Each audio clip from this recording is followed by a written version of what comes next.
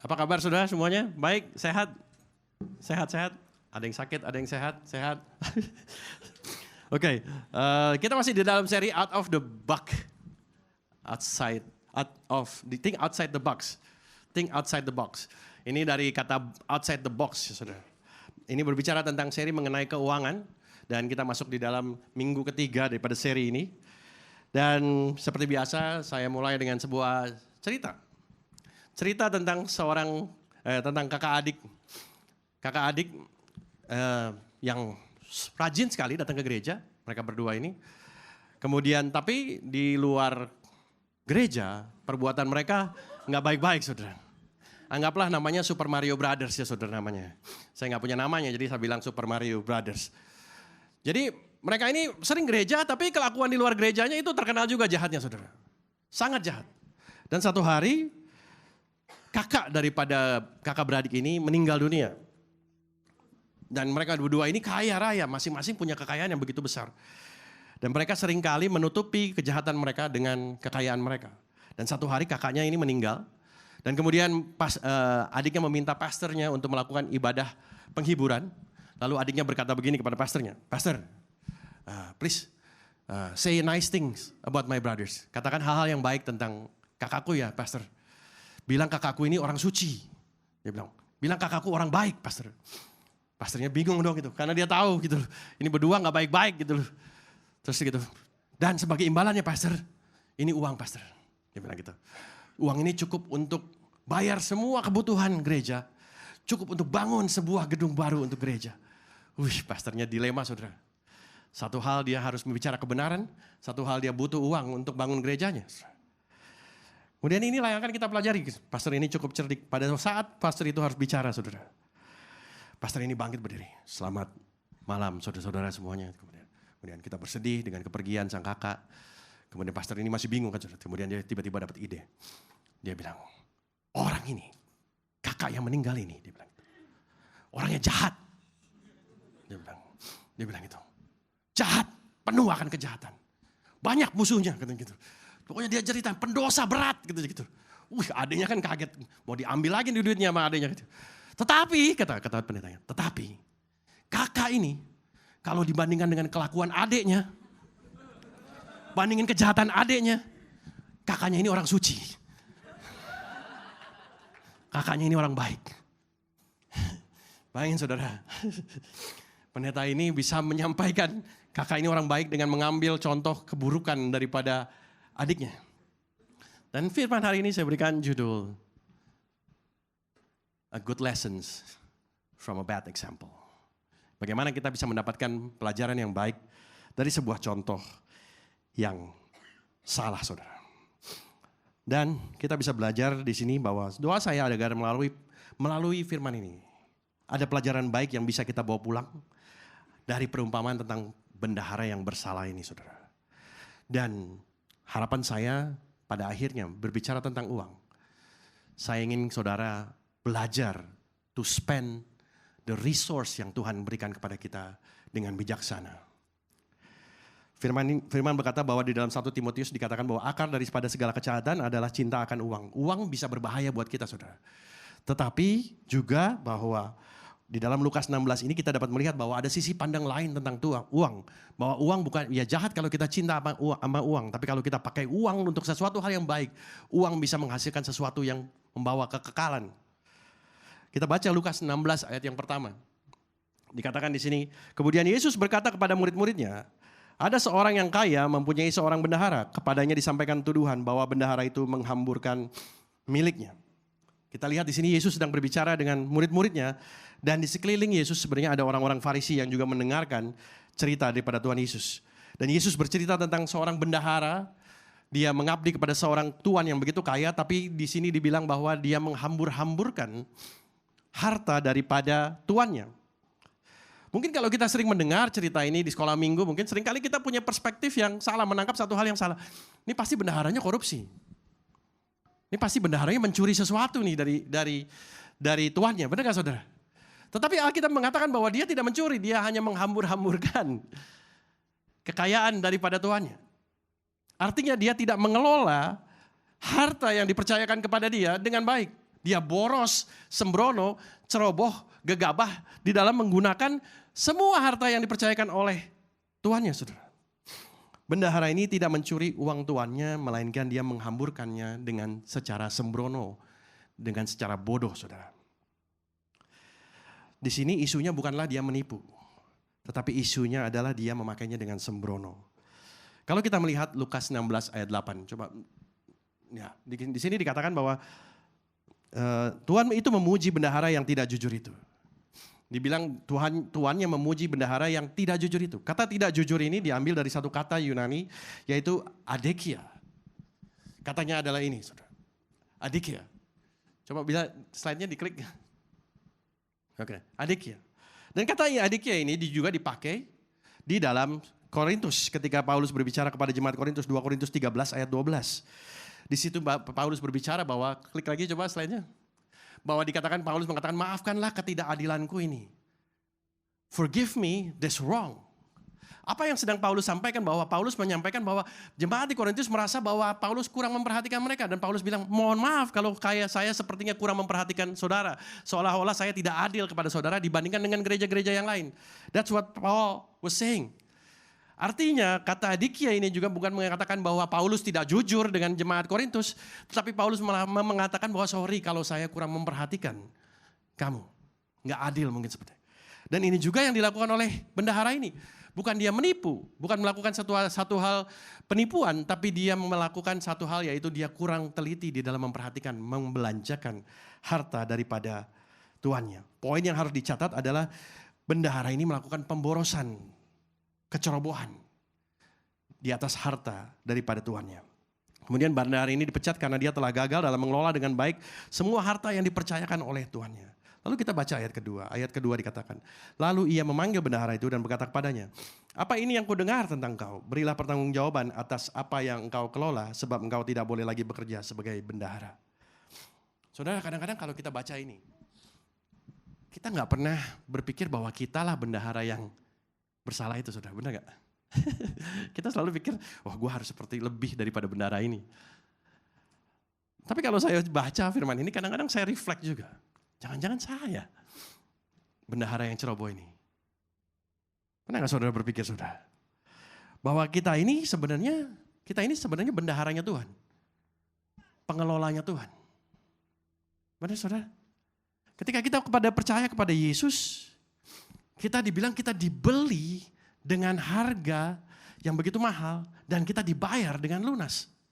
Dan dikatakan bahwa kita ini bukan lagi milik kita.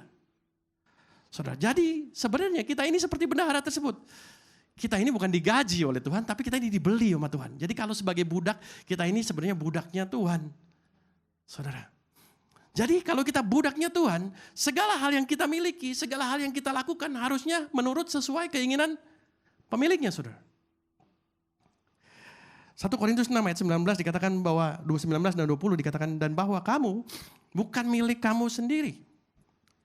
Sebab kamu telah dibeli dengan harganya yang telah lunas dibayar, karena itu muliakan Allah dengan leluhurmu, dengan tubuhmu. Lihat saudara bahwa seharusnya kita memuliakan Allah dengan tubuh kita. Tubuh kita saudara. Ini yang harusnya kita lakukan.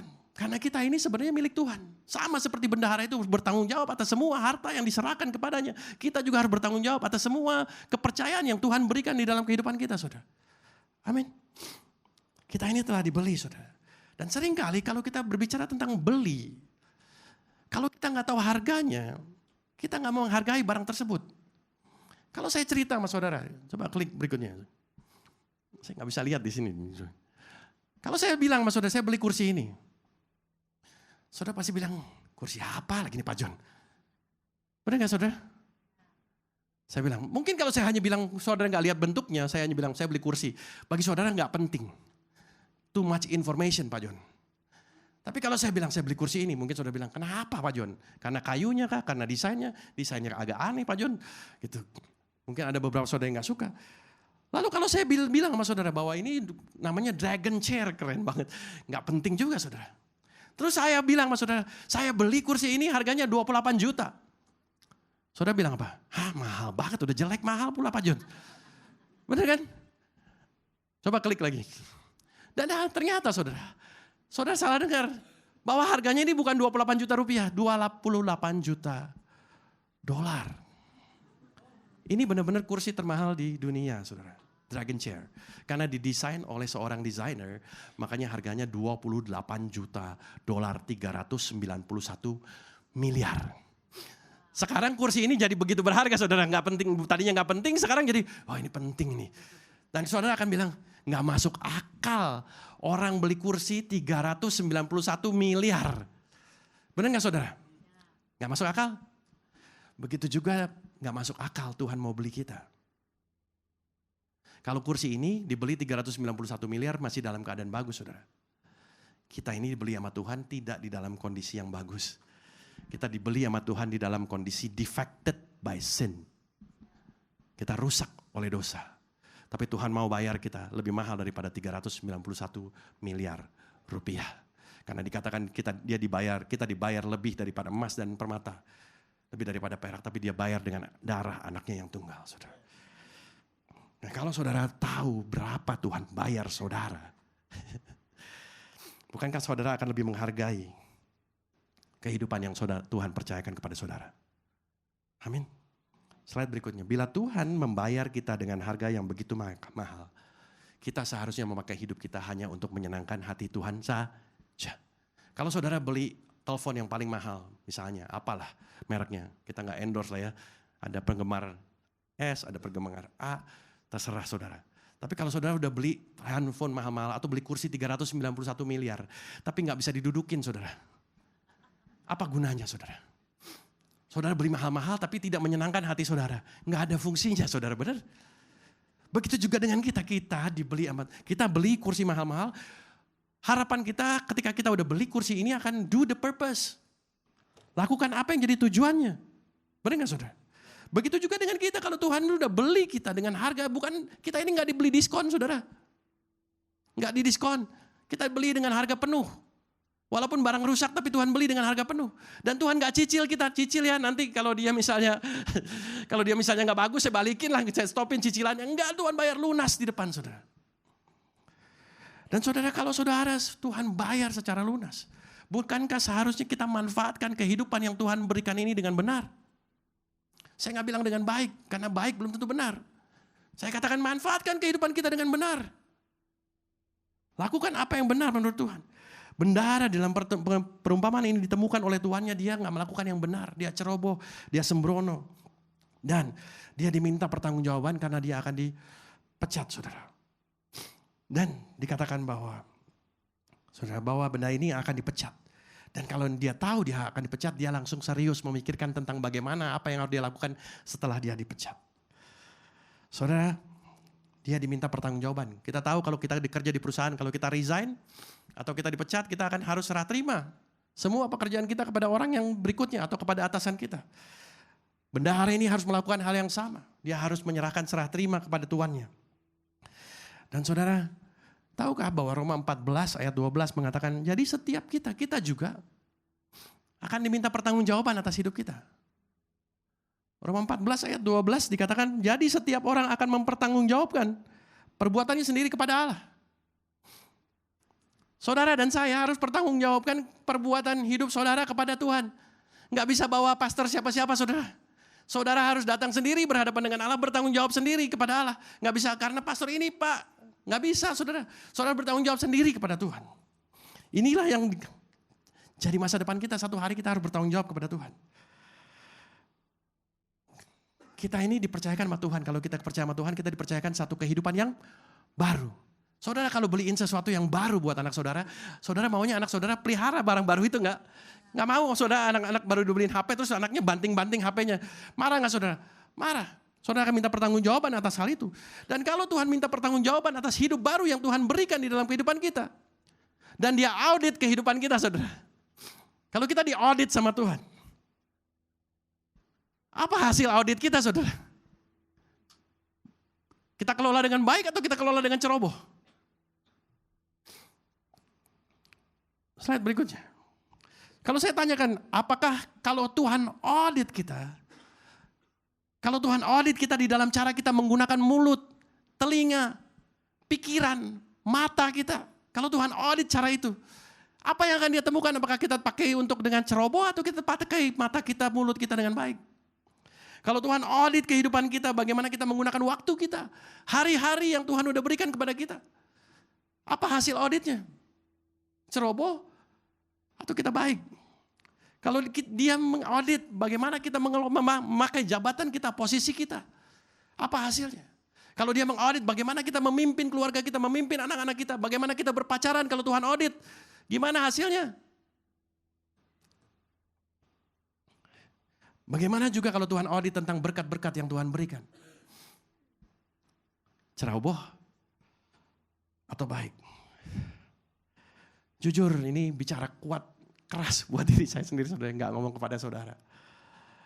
Tapi seperti judul firman ini, kita mau belajar good lessons dari a bad example ini, saudara.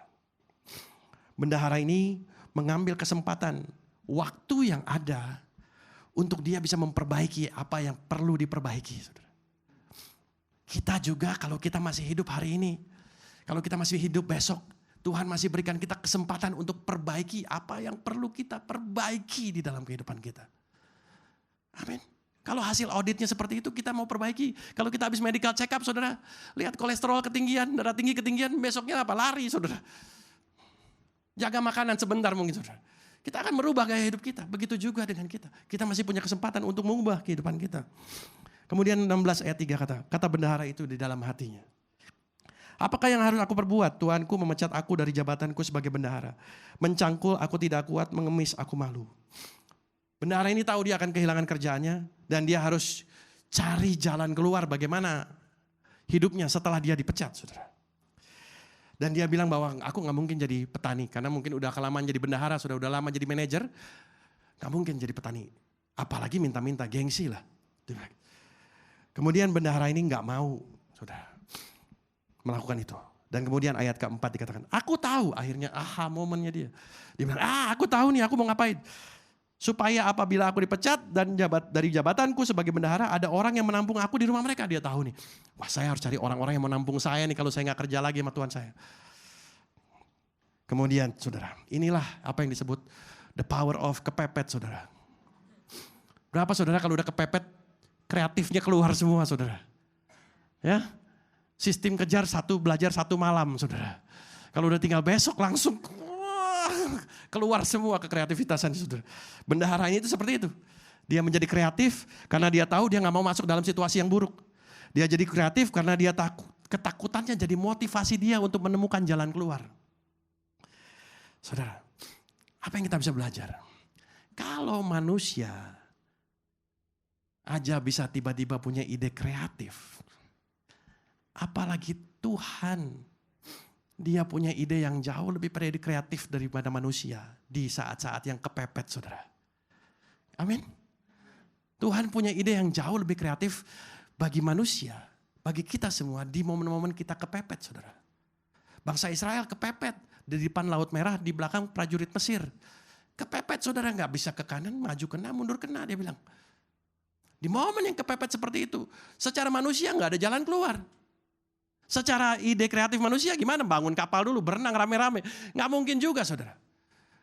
Tetapi secara Tuhan, ide kreatifnya Tuhan, gak pernah kepikiran sama manusia bahwa laut bisa dibelah sama Tuhan. Itulah Tuhan, saudara. Amin. Tuhan punya ide-ide yang kreatif untuk menolong kita di momen-momen yang kepepet. Petrus kepepet, ditangkap. Karena dia berkhotbah tentang Yesus. Dimasukkan ke dalam penjara, dijaga oleh pengawal begitu ketat. Dia udah gak bisa kemana-mana. Dia lagi tidur, menurut manusia gak bisa keluar sama sekali. Gak bisa ditebus, gak bisa diapa-apain. Tetapi Tuhan punya cara untuk keluarkan Petrus daripada situasi yang kepepet. Caranya tidak terpikirkan oleh manusia. Bagaimana caranya? Tuhan kirim malaikat. Malaikat bilang, Petrus bangun. Ayo keluar ikut saya. Dan Petrus keluar daripada penjara ini tanpa ada yang menghentikan mereka, saudara. Gak pernah bisa kepikiran oleh manusia. Itulah Tuhan kita, saudara. Tuhan selalu punya ide-ide kreatif di dalam menolong kita. Amin, saudara. Tidak peduli betapa sulit keadaan, tidak pernah sulit untuk Tuhan buka jalan. Tidak peduli betapa sulit keadaan, tidak sulit bagi Tuhan untuk buka jalan. Bahkan di dalam situasi kepepet, pertolongan Tuhan tidak pernah meleset. Amin saudara. Gak pernah meleset pertolongan Tuhan. Dan kita akan lihat apa sih solusi kreatif daripada bendahara ini. Dikatakan di dalam ayat 5-7, lalu ia memanggil seorang demi seorang yang berutang kepada tuannya. Katanya kepada yang pertama, berapa utangmu kepada tuanku? Jawab orang itu, 100 tempayan minyak. Lalu katanya kepada orang itu, terimalah surat utangmu, duduklah dan tulislah segera 50 tempayan. Kemudian dia berkata kepada yang kedua, berapakah utangmu? Jawab orang itu, 100 pikul gandum. Katanya kepada orang itu, terimalah surat utangmu dan tulislah 80 pikul. Bendahara ini punya ide, ya udahlah saya datang ke yang ngutang sama Tuhan saya. Siapa tahu kalau saya tolongin mereka, satu hari mereka akan nolong saya. Brilian saudara, brilian. Dan kemudian kita lihat di sini bahwa, kita lihat, berapa hutangmu? 100 tempayan. Kemudian dibilang, ya udah kalau gitu aku diskon. Jadi kamu hanya harus bayar 100 tempayan minyak. Dibilang 100 tempayan minyak, ya udah aku diskon, ya akhirnya kamu hanya bayar 50 tempayan. Kemudian yang satunya lagi, berapa hutangmu? 100 pikul gandum. Ya udah hutangmu aku potong jadi 80 pikul gandum.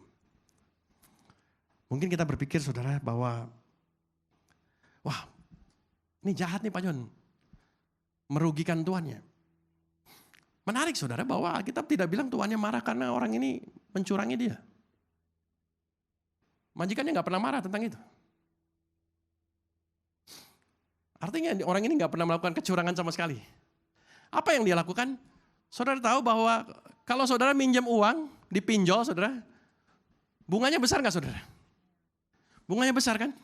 Nah bayangkan kalau perusahaan pinjol bilang sama saudara, oke, Pak, bunga Bapak dihapuskan jadi Bapak hanya bayar pokoknya aja. Saudara bersyukur gak sama pinjol tersebut saudara? Saya gak menganjurkan saudara untuk pinjol. Tapi saya tahu banyak anak muda masuk dalam pinjol. Sampai benjol saudara, bayarin pinjol. Dan saudara dihapuskan bunga saudara, saudara pasti senang. Dan inilah yang dilakukan oleh bendahara tersebut. Apa yang dipotong 50 tempayan itu bunga yang tadinya diberikan oleh bendahara tersebut, dibebankan kepada orang yang berhutang. Itu yang diambil saudara. Jadi bukan didiskon pinjaman pokoknya, enggak. Di diskon itu yang diambil itu hanyalah bunga pinjamannya saudara. Yang satunya lagi bunga pinjamannya itu 20%, makanya dia hanya perlu bayar 80 pikul gandum.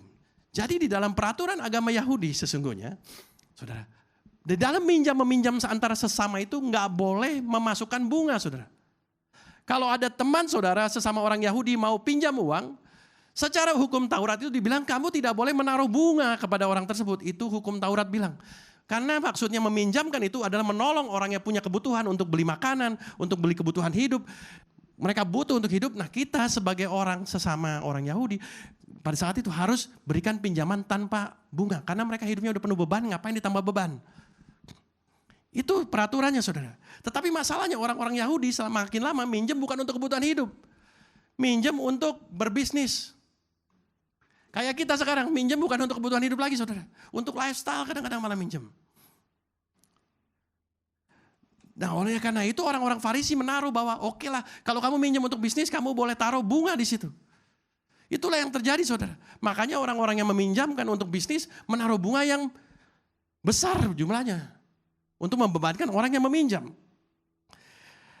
Dan saudara, kenapa hukum Taurat tidak menganjurkan kalau meminjamkan antar sesama harus menaruh bunga? Karena saudara, kalau saudara menambah beban kepada orang yang udah cukup susah, saudara tidak mengungkapkan kasih kepada orang lain.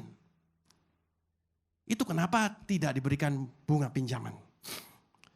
Dan saudara misalnya saya ini bendahara dari Pak Yusak. Misalnya, saya bendahara dari Pak Yusak. Kemudian Pastor Petra datang kepada saya. Pak John, boleh ngomong? Boleh. Boleh pinjam 100. Betul kan saudara? Saya bilang, boleh. Saya bilang, mau pinjamnya sebenarnya Pak Yusak karena saya hanya bendaharanya. 100, oke Pak Petra. Tapi Bapak, saya bilang sama Pak Yusak, Pak Petra pinjam 100. Tapi saya kasih bunga ya Pak Petra. 100 juga. Pak Petra harusnya bayar 200 kepada saya. Lalu kemudian saya ketahuan korupsi, ceroboh sama Pak Yusak. Kemudian saya mau dipecat seperti bendahara itu. Kemudian saya datang ke Pak Petra. Pak Petra, Pak Petra utangnya berapa kemarin? 100 plus bunga pinjaman 100. Terus saya bilang, saya kurangi Pak Petra ya. Pak Petra hanya perlu bayar 100. Bunga 100-nya saya hapuskan. Pak Petra bilang bercanda. Gitu kan. Enggak, Pak Petra ini serius. Cius ini. Apa perasaan Pak Petra? Pak Petra pasti senang dong. Utang 200 jadi tinggal 100 sudah. Ini enggak bercanda Pak Petra. Ini serius. Dan itulah yang dilakukan oleh bendahara ini. Jadi ketika dia mengurangi pinjaman itu, dia mengurangi beban bunga pinjaman dari orang yang berhutang kepada tuannya. Ayat ke-8 dikatakan, Tuhan itu memuji bendahara yang tidak jujur itu karena ia telah bertindak cerdik, sebab anak-anak dunia lebih cerdik terhadap sesamanya daripada anak-anak terang. Tindakan ini mengejutkan bagi tuannya, karena dibilang cerdik apa yang dilakukan oleh bendahara ini, saudara. Saudara, tuannya gak pernah berpikir dia akan melakukan seperti itu, saudara. Bendahara ini tidak merugikan tuannya. Bendahara ini pintar bahwa dia akan memilih persahabatan di atas semuanya. Dikatakan win-win solution apa yang dilakukan. Bendahara ini tidak merugikan tuannya. Bendahara ini akan memiliki sahabat di masa depannya. Bendahara ini orang yang berhutang pun akan diuntungkan. Benar gak saudara? Kemudian bendahara ini melakukan hal yang sesuai dengan hukum Taurat. Wow, kayaknya noble banget saudara. Padahal mencoba nolong dirinya sendiri. Kemudian dia menyelamatkan juga masa depannya. It's a win-win solution. Tuannya gak rugi, orang yang berhutang senang. Dia juga diselamatkan. Win-win solution. Melakukan firman Tuhan lagi saudara. Pinter banget. Bendahara ini memikirkan jalan keluar yang out of the box. Kayak tadi outside the box. Out of the box. Gak kepikiran sama orang-orang. Dia bisa aja saudara, yang dia bisa lakukan adalah dia bisa memasukkan buku laporan. Dia ganti semua tulisannya. Kemudian dia laporkan dan dia ambil uangnya. Dia bisa tampil uang langsung daripada tuannya, kemudian dia simpan untuk modal masa depannya, modal bisnisnya, untuk menolong kehidupannya. Dia bisa merugikan tuannya dengan hal itu, tapi itu bukan yang dia lakukan. Dia berpikir daripada saya ngambil uang daripada tuannya, lebih baik saya bangun persahabatan dengan orang lain. Uang yang tadinya dia pakai untuk menekan orang lain, benar gak saudara? Ngasih bunga sampai 100% itu menekan orang lain. Uang yang tadinya dipakai untuk menekan orang lain, sekarang dia pakai untuk membangun persahabatan dengan orang lain. Itu yang dia lakukan, saudara. Dan Lukas 16 ayat 8 mengatakan, Yesus mengatakan bahwa anak-anak dunia lebih cerdik terhadap sesamanya daripada anak-anak terang. Yesus sebenarnya sedang mengajar dengan menggunakan satu teknik pengajaran yang begitu terkenal, yang begitu biasa dipakai oleh rabi-rabi pada saat itu. Yaitu teknik metode mengajar memakai hal yang kurang untuk menjelaskan sesuatu hal yang jauh lebih besar. Itu yang Yesus lakukan. Dia mengatakan bahwa kalau anak-anak dunia aja cerdik seperti ini, harusnya anak-anak terang lebih cerdik daripada hal ini. Yesus sedang mengatakan kalau mereka yang duniawi aja punya komitmen, punya kerja keras, memikirkan masa depan mereka. Bukankah seharusnya anak-anak Tuhan punya komitmen, keseriusan, kerja keras yang lebih daripada anak-anak dunia? Tapi kadang-kadang anak-anak Tuhan, semua karena anugerah. Kita gak mau serius karena semua karena anugerah. Saudara, saya tidak mengatakan bahwa kita diselamatkan karena usaha kerja keras kita. Saudara, kita diselamatkan karena kasih karunia Allah oleh iman. Tetapi saudara, sebagaimana orang dunia berani untuk mempersembahkan hidup mereka untuk satu masa depan yang sementara, harusnya kita juga mempersembahkan kehidupan kita jauh lebih serius daripada orang-orang dunia. Kemarin hari Sabtu, saya dan keluarga saya nonton di Jakarta International Stadium Piala Dunia World Cup umur 17. Ini pertama kali kami sebagai keluarga nonton sepak bola secara live. Saudara, kami teriak, tapi apa yang saya pelajari? Anak-anak umur 17 tahun ini lari sekencang-kencangnya hanya untuk berebutan bola, saudara. Rela kakinya biru-biru hanya untuk berebutan bola. Rela jatuh sampai begitu sakitnya hanya untuk rebutan bola, hanya untuk mencetak gol, saudara. Dan pialanya juga sementara, saudara. Karena tahun depan juga mereka bisa dikalahkan oleh orang lain. Kalau mereka anak 17 tahun ini bisa sekomitmen itu, seserius itu untuk melakukan pertandingan yang hadiahnya hanya sementara. Bagaimana dengan kita, saudara? Bagaimana dengan kita? Makanya Paulus mengatakan bahwa saya teringat. Paulus bilang berlari-lari kepada tujuan untuk memperoleh hadiah, yaitu panggilan surgawi. Paulus gak bilang jalan-jalan aja santai cuy. Enggak, berlari-larilah. Paulus bilang serius, komitmen, lari. Itu yang Paulus sampaikan. Bukankah kita harusnya lebih serius, saudara? Roma 12 ayat 1 mengatakan persembahkanlah tubuhmu sebagai persembahan yang hidup, yang kudus, yang berkenan kepada Tuhan. Kita kadang-kadang pikir persembahan itu ya udahlah santai aja. Persembahan itu adalah satu hal yang kita lakukan dengan berkorban. Perlu komitmen di dalam berkorban. Bukankah seharusnya Pak yang di dalam Roma 12 ini dikatakan bahwa kita sebagai anak-anak Tuhan harusnya lebih serius, lebih komit di dalam mempersembahkan hidup kita ini sebagai persembahan yang hidup? Bukankah seharusnya kita anak-anak Tuhan ini harusnya lebih serius, lebih komit, lebih cerdik bagaimana kita memakai hidup kita ini untuk mempersembahkan sebagai persembahan yang kudus dan berkenan kepada Tuhan, saudara? Yesus hendak mengatakan kepada kita, jangan sampai kalah semangat, kalah serius, kalah komitmen, saudara. Katakan kiri kanan saudara, jangan sampai kalah semangat, kalah serius, kalah komitmen, saudara. Amin. Sedih saudara, kalau angka perceraian orang Kristen itu udah hampir tinggi juga, saudara. Seminar parenting, seminar pernikahan begitu banyak, tapi angka perceraian tetap tinggi juga, saudara. Bukankah seharusnya anak-anak Tuhan lebih serius menjaga pernikahan kita? Lebih komitmen menjaga pernikahan kita, saudara. Lukas 16 ayat 9 dikatakan bahwa aku berkata kepadamu, ikatlah persahabatan dengan menggunakan mamon yang tidak jujur, supaya jika mamon itu tidak dapat menolong lagi kamu diterima di dalam kemah abadi. Dikatakan di sini, pakailah mamon, harta, uang, apapun yang kamu punya itu untuk mengikat persahabatan dengan orang lain. Ini yang dikatakan, saudara. 2 minggu lalu kita bahas Lukas 12 berbicara tentang orang kaya yang bodoh. Dia kumpulkan harta agar satu hari kalau dia udah tua nanti dia hanya mau bersenang-senang, beristirahat, makan minum untuk dirinya sendiri. Dia berpikir dia kumpulkan harta hanya untuk kesenangan pribadi, untuk masa depan pribadi yang juga hanya sementara. Karena Lukas 12 bilang pada akhirnya Tuhan Yesus bilang, kalau kamu mati hari ini, untuk apa itu semuanya? Kita kumpulkan begitu banyak, tiba-tiba kita gak sempat menikmatinya. Untuk apa itu semuanya? Kalau kita begitu serius dengan hal tersebut, bukankah kita harusnya serius dengan apa yang Tuhan percayakan kepada kita? Amin, saudara. Lukas 16 ayat 9 ini Yesus mengajak setiap kita untuk investasi uang kita ke satu masa depan yang kekal. Bukan masa depan kita, saudara.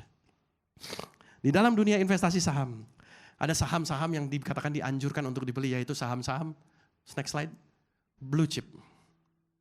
Kalau saudara baru pemula berinvestasi, udah beli aja blue chip to be safe. Karena kenapa dibeli blue chip? Karena blue chip ini adalah sebuah saham yang memiliki nilai kualitas yang tinggi dan juga nilai yang tinggi. Saham-saham blue chip, saudara. Dan saudara, Yesus berkata kepada kita, ikatlah persahabatan dengan orang lain, dengan mamon. Blue chipnya surgawi itu. Kalau saudara mau investasi di dalam persahabatan dengan orang lain. Bersahabat dengan orang-orang yang belum mengenal Tuhan Yesus di luar sana. Pakai uang saudara, investasikan uang saudara yang terbaik, saham blue chip surgawi itu, saudara pakai untuk bangun persahabatan dengan orang lain. Karena nilai kualitas yang paling tinggi adalah manusia. Karena manusia diciptakan dengan rupanya Tuhan.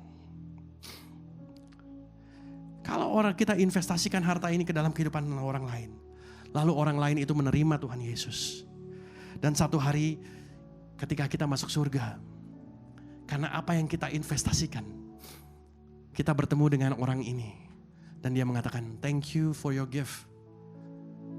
Karena pemberianmu membuat saya bisa mendengar tentang Yesus. Dan saya selamat. Dan saya bisa masuk surga.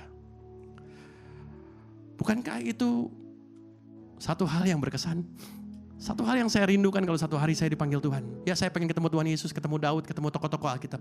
Tapi satu hari saya juga mau ketemu dengan orang-orang yang menginvestasikan uangnya, waktunya, hidupnya. Sehingga saya bisa mendengar Injil. Sehingga istri saya bisa mendengar Injil. Mereka inilah orang-orang yang juga berjasa di dalam kehidupan saya. Satu hari ada seorang pendeta, dia lagi ngantri di minimarket di New Orleans. Kemudian dia melihat ada satu keluarga di depannya yang memiliki kesulitan untuk bayar belanjaannya.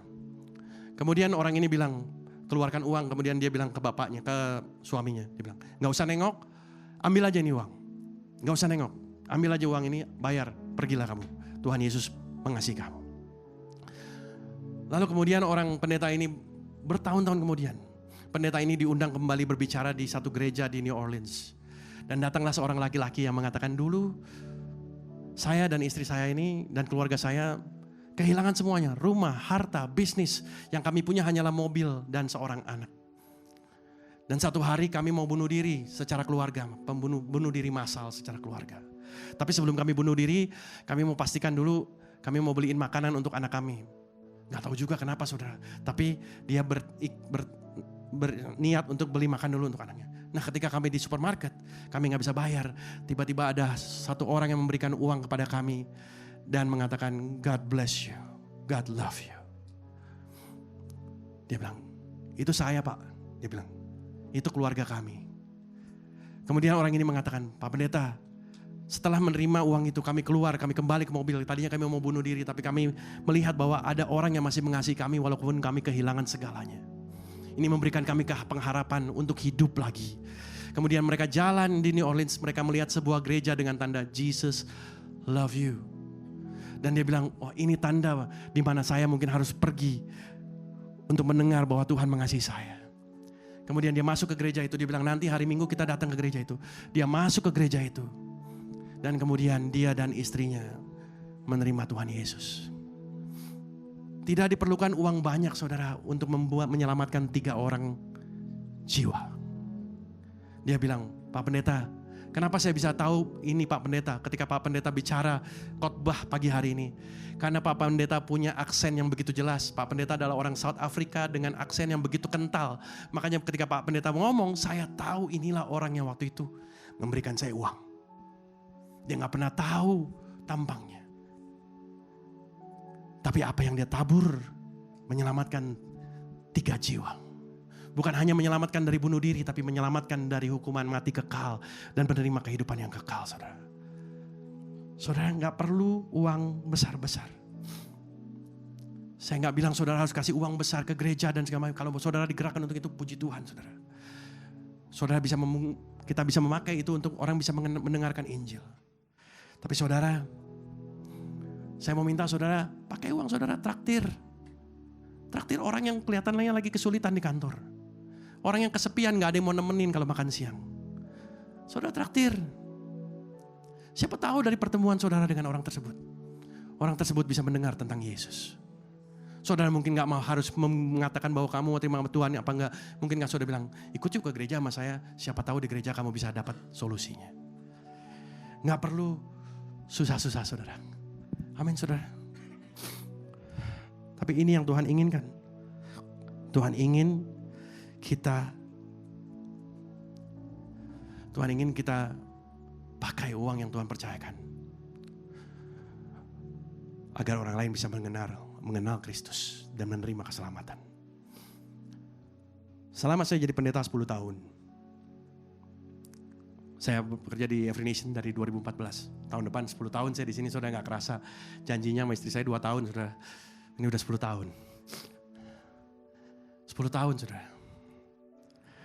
Hanya satu pertanyaan yang bikin saya sedih kalau saya melayani di satu gereja atau di satu institusi. Ada satu tempat ketika saya diminta melayani di situ. Lagi ngobrol-ngobrol kapan waktunya, kapan apa namanya. Ada satu pertanyaan yang begitu menyedihkan saya. Dia tanya sama saya gini, Pak Pendeta, fee-nya berapa Pak Pendeta? PK-nya Pak Pendeta berapa biasanya? Sedih saya saudara. Karena bagi saya, Injil yang saya terima ini gratis saya terima dari Tuhan.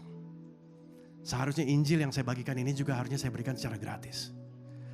Makanya sedih bagi saya kalau ada orang mikir susah ngundang Pak John karena mungkin saya gak bisa bayar. Jangan sampai saudara. Saya rela rugi asal punya kesempatan melihat orang menerima Yesus, mendengar Injil. Amin saudara. Jemaat mula-mula adalah orang-orang percaya yang bersatu, mereka bagi-bagikan hartanya. Dan ketika mereka membagikan hartanya adalah kehidupan yang berbeda dengan saat itu. Dan jemaat itu bertambah lebih banyak dan lebih banyak lagi saudara. Saudara, melalui contoh seorang bendahara ini, kita belajar satu hal yang baik. Jangan boroskan harta yang Tuhan berikan kepada kita, tapi investasikan uang yang Tuhan percayakan untuk sesuatu yang bisa bawa kehidupan kekal bagi orang lain, saudara. Amin, saudara. Slide terakhir saya katakan, tim musik silakan. Do not be busy making a living and we forget to make a life. Kadang-kadang kita begitu sibuk untuk memenuhi kebutuhan hidup kita sampai kita lupa bahwa kita bisa membuat kehidupan melalui uang yang kita kumpulkan ini untuk orang lain. Agar ada keluarga, ada jiwa yang bisa mengenal Tuhan Yesus. Amin saudara. Jangan habiskan uang yang Tuhan percayakan dengan sembrono. Tapi gunakanlah uang yang Tuhan percayakan dengan bijak. Investasikanlah uang yang Tuhan percayakan ke dalam kehidupan orang lain saudara. Amin. Hari ini mari kita bangkit berdiri. Kalau kita mungkin udah firman ini menegur kita sebagaimana firman ini menegur saya.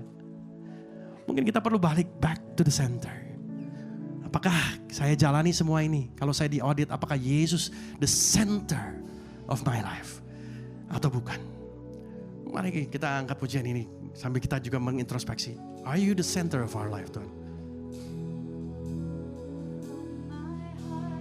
To the heavens, Jesus be the center. It's all about you.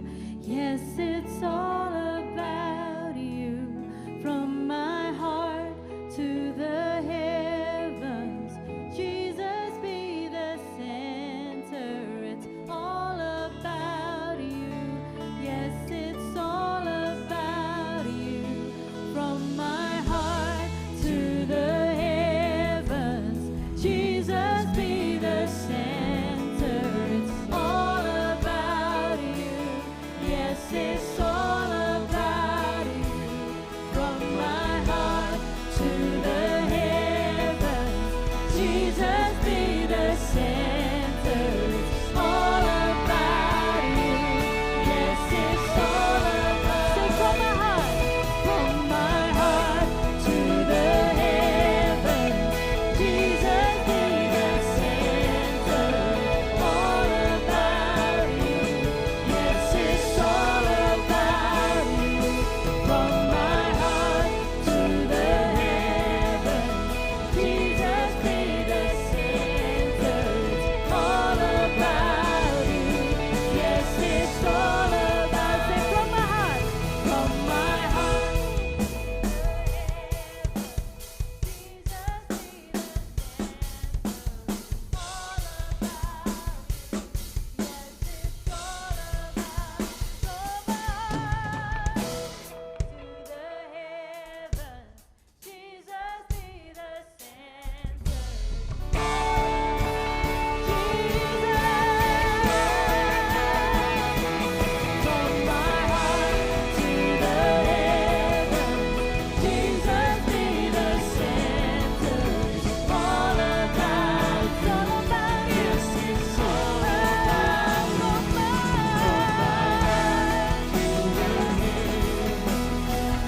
Jesus be the center.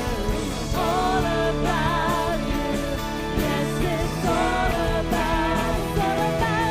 It's all about you. Yes, it's all about Jesus. All about you. Yes, it's all about you.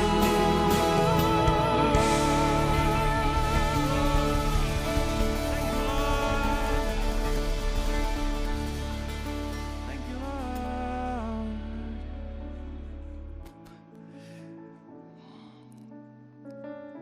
Thank you for your word. Terima kasih untuk firman-Mu. menegur kami, mengingatkan kembali.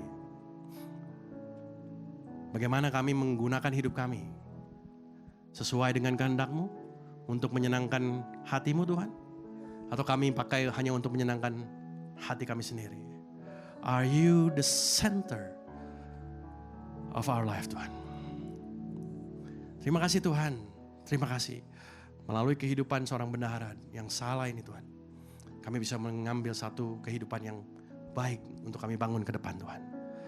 Tuhan ajar kami untuk kami mau Tuhan, ketika kami menjalani hari Senin, Selasa ke depan Tuhan, hari-hari ke depan kami mau investasikan harta yang Tuhan berikan. Sebagaimana firman mengatakan Tuhan, Kau berikan benih, ada yang untuk dimakan, ada yang untuk ditabur. Dan biarlah Tuhan, kami mau apa yang harusnya ditabur, kami tabur, bukan kami makan Tuhan.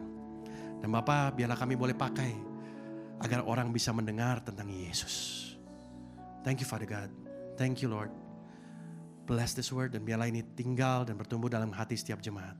Di dalam nama Tuhan Yesus kami berdoa mengucap syukur. Amin.